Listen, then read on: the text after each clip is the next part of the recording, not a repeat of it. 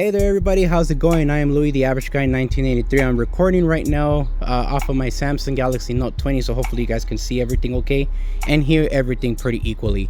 The reason why I'm making this video, and by the way, happy Thanksgiving to all of you guys. Today is literally Thanksgiving for those of you who celebrate. But there was a lot of people who have been asking me how I installed the turn signals on the Roadrunner Pro. What they mainly were concerned about was the wiring process, not so much where to mount them, but the wiring. So I wanted to show you guys real quick how I was able to do this.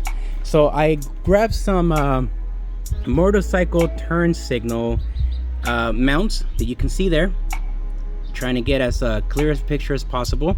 Okay, and I used a larger size washer to put over the screw. For this, I actually had to go to Ace Hardware and just randomly get something that fit. I don't remember the size I used on this, but I grabbed two of them, and now they're installed in front of the handlebar, and I actually like how this looks. It also has they're the same ones that I have on the InMotion RS, by the way, but in the back you can see that it's also clear. So when you actually have the turn signals on, you can actually see that they're still on. So this is on good, so you guys can see it is on. It's not it's just, you know, moves a little bit because this is a thin bracket. And then I just mounted the wire from the inside here because there's 3 holes, and I put it in through the wire here and then just ran it all the way from underneath here. You can see the spaghetti mess in the bottom, but I zip tied it as much as I could. Can't really see it with this bag, so that's pretty cool. And then I ran it all the way to the back here where this box is at. When it comes to this Roadrunner Pro and its wiring, man, one bad thing about this little controller box that you see here is that it doesn't have a built-in relay flasher. So you have to get your own relay flashers in order for this to work right. In my case, I had to install 2 of them right here at the bottom, and you can kind of see one right here and one right over here where my finger is pointing at right there. So I installed them there. Yes, the wire doesn't look so great. I don't like how that looks, but I didn't have a choice because up at the top you have this freaking spaghetti mess, and unfortunately you can't fit any relays in here because it's already jam-packed with stuff.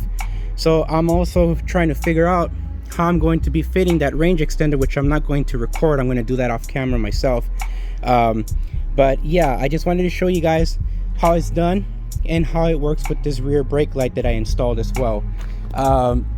Now, since most people only care about how the wiring process was done, this right here is your step down converter box. Your blue wire that you see here is your right turn signal. This turquoise green color is your left turn signal. Your black wire is your ground wire, and it's for every line that you have.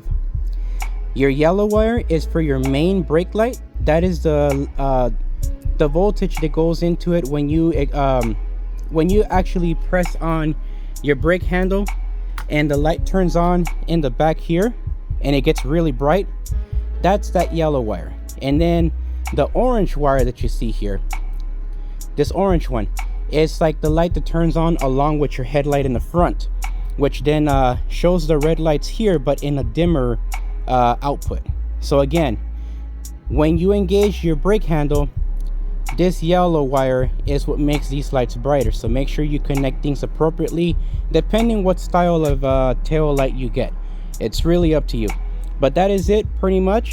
That is how the wiring was done, and I actually recycled my wiring here from the original light and just basically plugged a bunch of stuff into it, but it's in the same lead. I went ahead and I put labels to make it much easier for me to be able to work on later on. But one more time, guys: blue wire, right turn signal. Turquoise blue or turquoise green color, left turn signal. Your black wire is ground.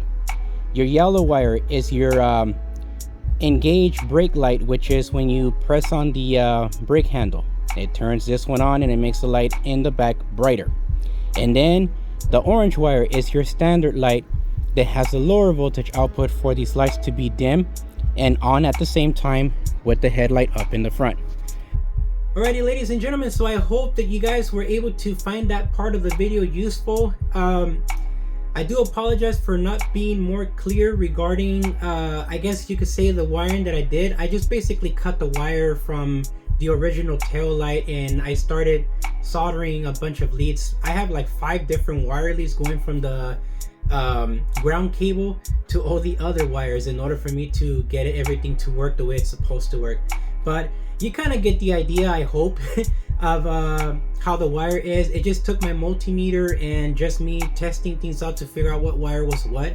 And it is a bit of a bummer that that little converter box does not have a built-in flasher for the turn signals, meaning when you put the turn signal on, it just stays on solid like a power 12 volts or whatever, and it doesn't blink like off and on. It just stays on. So you need flashers if you use the kind of lights that I did. However, in the description, I'm going to put in alternative lights that you can use for your front turn signals and maybe your rear ones too, depending on your situation, how you want to try mounting them. But these ones have built-in flashers. There's no clicking sound, no nothing, and it would be way easier to install. You just kind of have to figure out how to install it on your own, because I installed the stuff on my scooters or my PEVs that just benefit me while I ride them. So what may benefit me on my scooter may not benefit you, and that's one of the reasons why I don't always put up videos. So I do apologize for that. There was a gentleman on the comment section that got offended thinking that I was ignoring his emails, or not his emails, but his comments. And he left me 2 comments on a video. I commented respectfully on each one, letting him know what I had on. And I guess he wanted links and stuff, so I went ahead and I sent him all the links. But it was for the Chigi AI05. One of the reasons why I haven't sent much links for it is because the unit is very expensive and not that many people can afford to pay $600+ for an Android dash cam with Apple CarPlay availability, plus obviously TPMS and a bunch of other things that you have to add in order to really take advantage of the Chigi AI05.